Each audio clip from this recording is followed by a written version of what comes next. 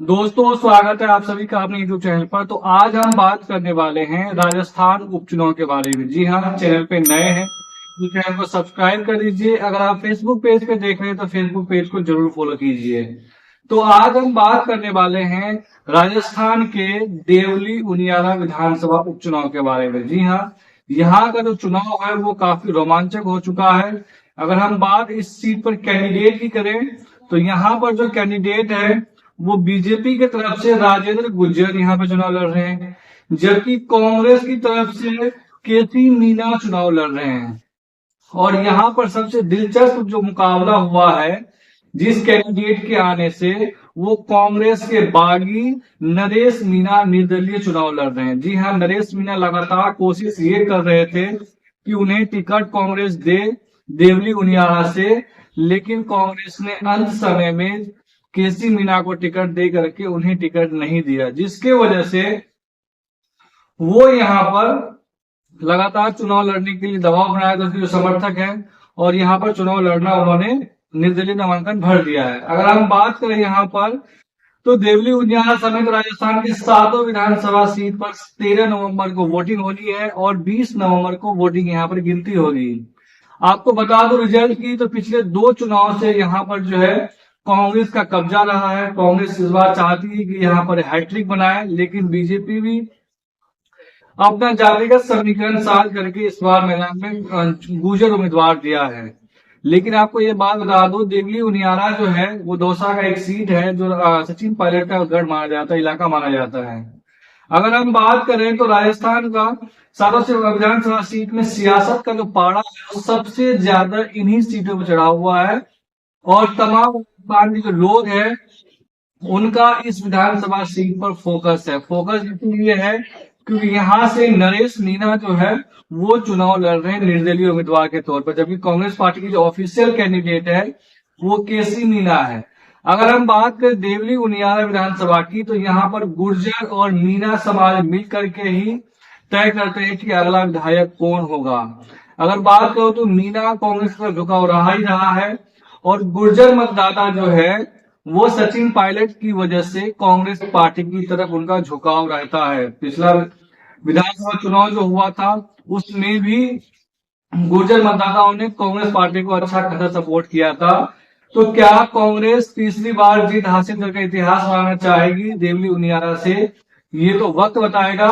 लेकिन दोनों पार्टी का सियासत यहाँ पर लगातार गर्म हो रहा है। हरीश मीना 2 बार यहाँ से जीत करके लोहा मनवा चुके हैं।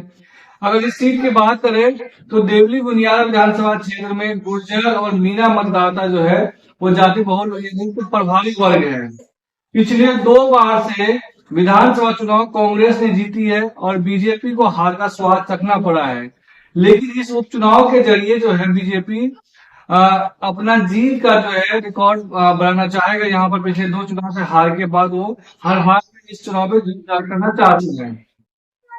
अगर हम बात करें तो उम्मीदवार जो है काफी कुछ तय करेगा यहाँ पर। तो उम्मीदवार तो दोनों पार्टियों ने घोषित कर दिया है, लेकिन यहाँ पर विरोध कांग्रेस पार्टी अगर नरेश मीना को मना लेते हैं, नामांकन वापस करवा लेते हैं, तो मुझे लग रहा है कि कांग्रेस पार्टी के लिए यहाँ पर रास्ता बहुत आसान हो जाएगा। नहीं तो वो काफी कांग्रेस पार्टी के लिए संकट खड़ा कर सकते हैं। अगर हम बात करें तो यहाँ पर गुर्जर और मीना जो जाति के लोग हैं वो बहुल है और प्रभावी मात्रा में हमने पहले बता दिया कि यहाँ पर है।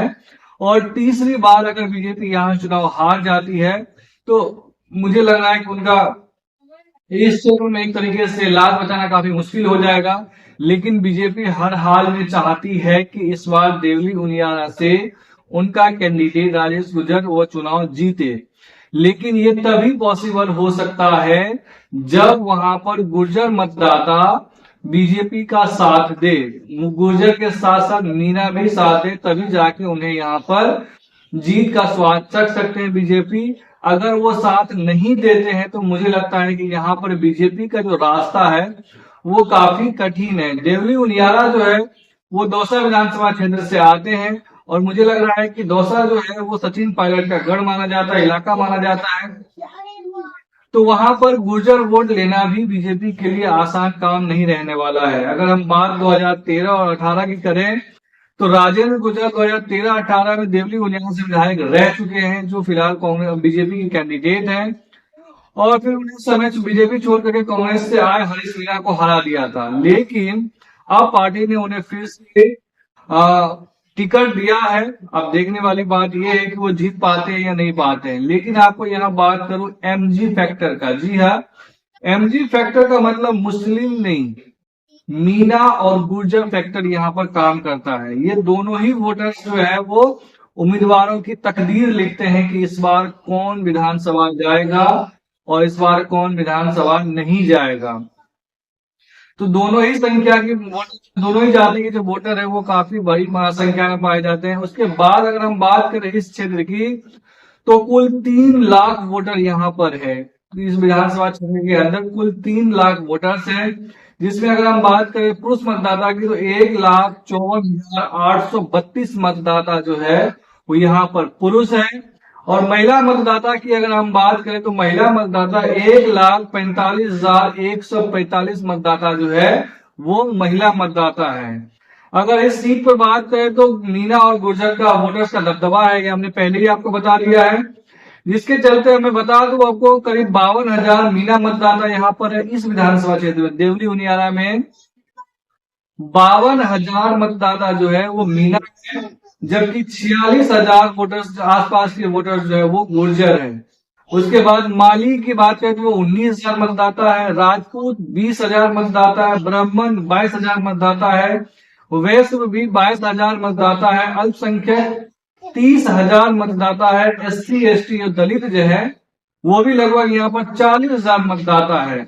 तो अगर हम बात करें तो स्वर्ण समाज के जो वोटर्स है, चाहे वो राजपूत हो, चाहे वो ब्राह्मण हो, चाहे वो वैश्य हो, ये सभी वोटर्स जो है वो बीजेपी के कोर वोटर माने जाते हैं। तो ये क्या इसमें मान के चलिए 100% तो नहीं तो 90% वोटर्स जो है स्वर्ण वोटर वो बीजेपी को वोट करेंगे। अब यहाँ पर एक गुर्जर और मीना समुदाय से कांग्रेस पार्टी के कैंडिडेट है और गुर्जर समुदाय से बीजेपी कैंडिडेट है।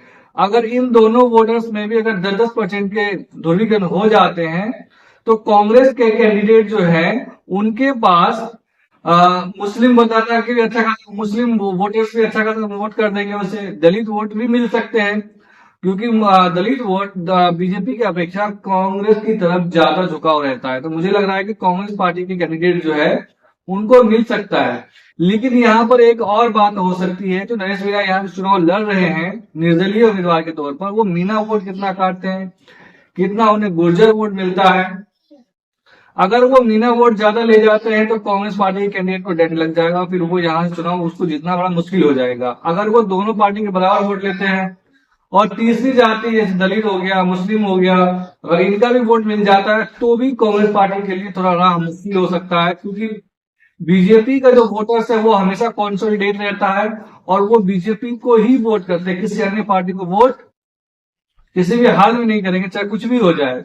लेकिन कांग्रेस पार्टी का वोट जो है वो फ्लोटिंग होता रहता है, कभी अगर कैंडिडेट सही मिल गया तो उनकी तरफ वो चले जाते हैं। लेकिन बीजेपी की तरफ से ऐसा नहीं है, उनका जो वोटर्स है वो कॉन्सोलिडेट होता है, चाहे जो भी पार्टी का ऑफिशियल कैंडिडेट होगा वो उन्हें ही वोट देगा। लेकिन बता दूं आपको कि ये इलाका जो है देवली उनियारा, ये कांग्रेस का गढ़ माना जाता है। यह पिछले 2 चुनाव से कांग्रेस पार्टी जीतती हुई आ रही है और इस बार भी मुझे लग रहा है कि कांग्रेस पार्टी के लिए रास्ता आसान है, इसमें कोई दिक्कत होने वाली बात नहीं नजर आ रही है।